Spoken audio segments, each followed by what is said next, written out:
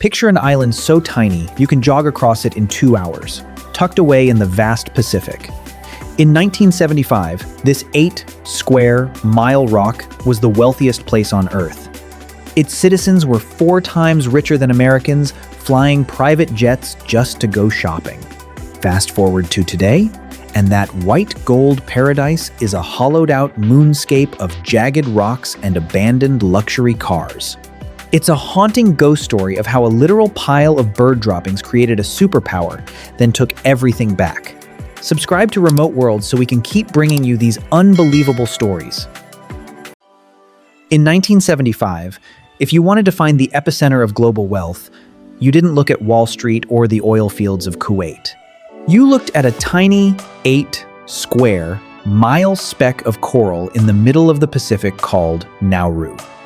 Back then, the statistics weren't just impressive, they were borderline offensive.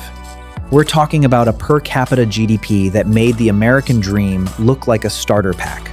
These folks were 4 times wealthier than the average American, living on a rock so small you could drive the entire perimeter in 30 minutes. And yet, they were importing Lamborghinis and Ferraris by the boatload. But here's where the story gets dark.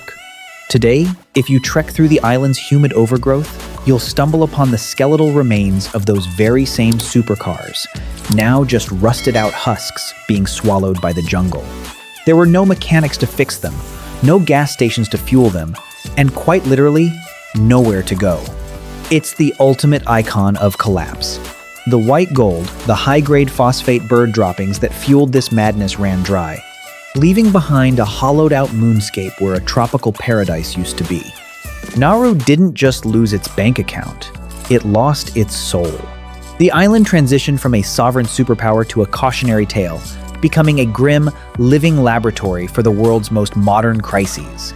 We're talking about a place where 90% of the population is overweight, and the landscape is so scarred it can't even grow a head of lettuce. It forces us to ask the most haunting question in economics.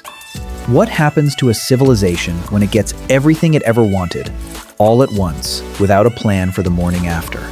This isn't just about a vanished fortune.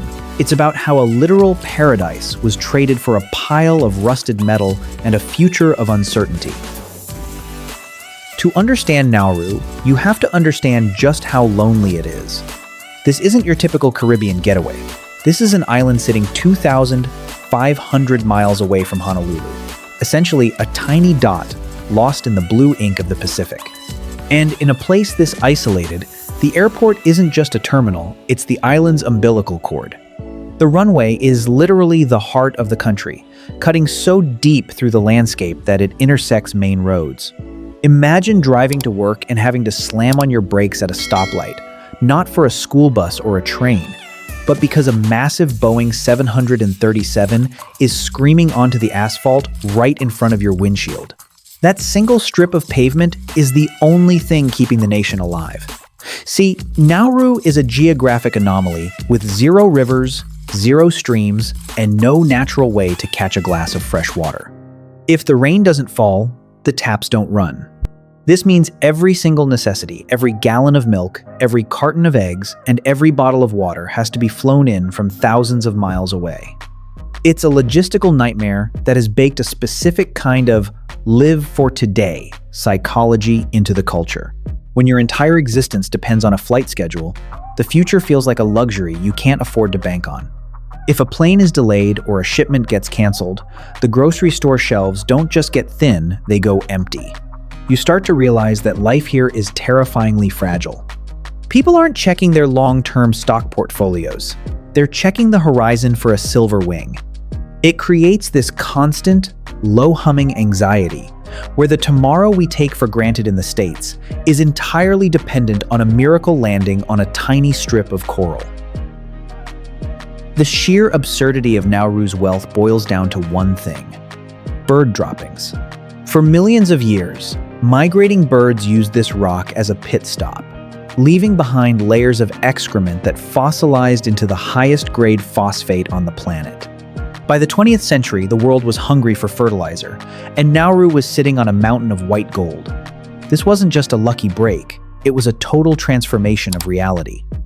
By the mid-70s, the government was so flush with cash, they didn't just provide free healthcare and education. Hospitals were sending patients to Australia on private jets for minor checkups. Nobody worked the fields or cast nets anymore. Why sweat under the sun when the ground beneath your feet is paying out thousands of dollars in royalties every single month? But this golden age came with a devastating price tag. To get to the phosphate, they had to strip away everything else. Imagine a lush, tropical Eden being systematically peeled like an orange. Once the miners scraped away the topsoil, they left behind a jagged, alien landscape of ancient limestone pinnacles. Today, 80% of the island is a literal stone graveyard, a gray, jagged moonscape where nothing grows and no one can live. It's a haunting visual of the resource curse in its purest form. They traded their topsoil for air-conditioned mansions and their forests for imported snacks. Now that the money is gone, the people are left standing on a hollowed-out shell of an island, staring at a landscape that looks less like a South Pacific paradise and more like the surface of a dead planet. It's a brutal reminder that when you treat your environment like an ATM, eventually the machine breaks and it doesn't give refunds.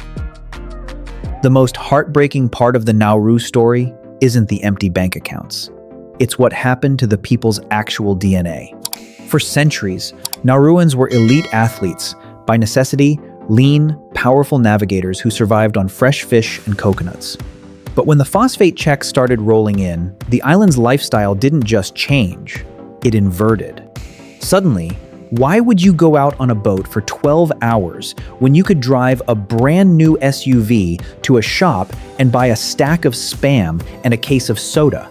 This was the comfort trap in its most lethal form. Within a single generation, a culture defined by physical grit was traded for the convenience of imported, processed junk. The results were catastrophic. We're talking about a complete biological collapse. Today, Nauru holds the grim title of the most obese nation on the planet. Around 94% of the population is overweight, and the type 2 diabetes rates are so high, they're off the charts. Nearly 40% of the island is struggling with a disease that was virtually non-existent here 60 years ago. It's a living laboratory for what happens when a human body designed for the wild is suddenly dropped into a world of zero movement and infinite sugar. It's the ultimate irony of the Nauru story. They became so rich, they could afford to stop moving, and in doing so, they became physically impoverished. They traded their health for the ability to sit in air-conditioned cars on an island you can walk across in a few hours. It's a haunting lesson for the rest of us. Money can buy you all the luxury in the world, but it can't buy back a metabolism or a lost way of life once the damage is done. Nauru didn't just spend its fortune, it ate its future. When the white gold finally ran out, Nauru didn't just hit rock bottom. It started digging. Desperate to keep the lights on, the island turned into a Wild West for global finance. We're talking about a period where Nauru became a premier tax haven, allowing thousands of shell banks to exist solely on paper. In the late 90s, billions of dollars in dirty money, much of it linked to the Russian mafia, flowed through this tiny speck in the Pacific. It was a high-stakes gamble that eventually drew the ire of the world's superpowers, forcing the island to shut down its digital laundromat and find a new way to survive.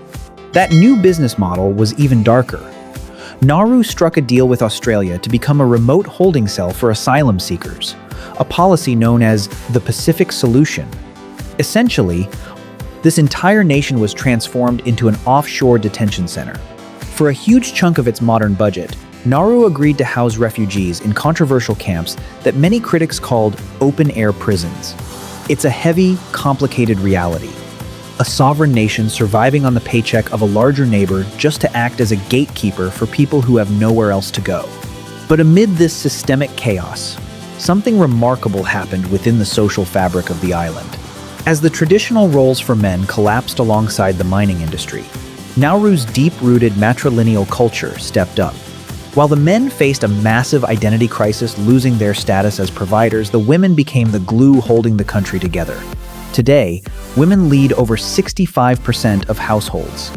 They aren't just managing the kitchens, they are the economic stabilizers, the cultural keepers, and the ones ensuring that despite the shadow of the detention centers and the ghosts of the Russian billions, the spirit of Nauru doesn't just flicker out. It's a testament to resilience in a place where the only thing left to mine is the strength of its people. The tragedy of Nauru's fortune is perhaps best captured by what happened to their trust fund.